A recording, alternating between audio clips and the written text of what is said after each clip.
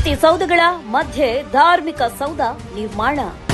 ಮುಜರಾಯಿ ಇಲಾಖೆಗೆ ಸ್ವಂತ ಕಟ್ಟಡದ ಭಾಗ್ಯ. ಸರ್ಕಾರದಿಂದ ಆಡಳಿತಾತ್ಮಕ ಅನುಮೋದನೆ.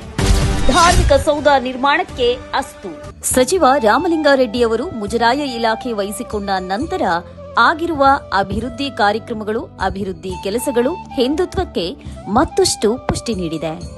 ಮುಜರಾಯಿ ಇಲಾಖೆಯ ಮಹತ್ವದ ಯೋಜನೆಯಾದ ಧಾರ್ಮಿಕ ಸೌಧ ನಿರ್ಮಾಣಕ್ಕೆ ರಾಜ್ಯ ಸರ್ಕಾರ ಆಡಳಿತಾತ್ಮಕ ಅನುಮೋದನೆ ನೀಡಿದೆ.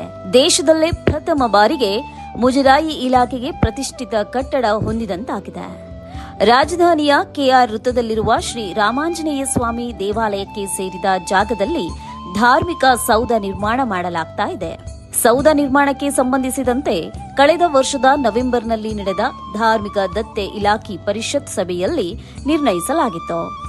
ಇದಕ್ಕೆ ಇದೀಗ ಸಚಿವ ಸಂಪುಟ ಸಭೆಯಲ್ಲಿ ಆಡಳಿತಾತ್ಮಕ ಅನುಮೋದನೆ ನೀಡಲಾಗಿದೆ.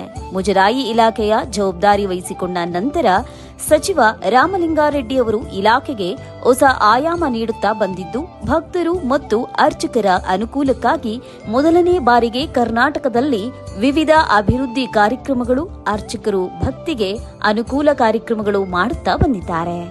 ಈ ಕಟ್ಟಡದಲ್ಲಿ ದ್ರಾವಿಡ ಮತ್ತು ಹೊಯ್ಸಳ ಶೈಲಿಯ ಮಿಶ್ರಣ, ರಾಮಾಯಣ, ಮಹಾಭಾರತದ ದುಷ್ಯಾಂತಗಳನ್ನು ವಿವರಿಸುವ ಕೆತ್ತನೆಗಳು ಮತ್ತು ಕಲಾಕೃತಿಗಳು ಇರಲಿವೆ.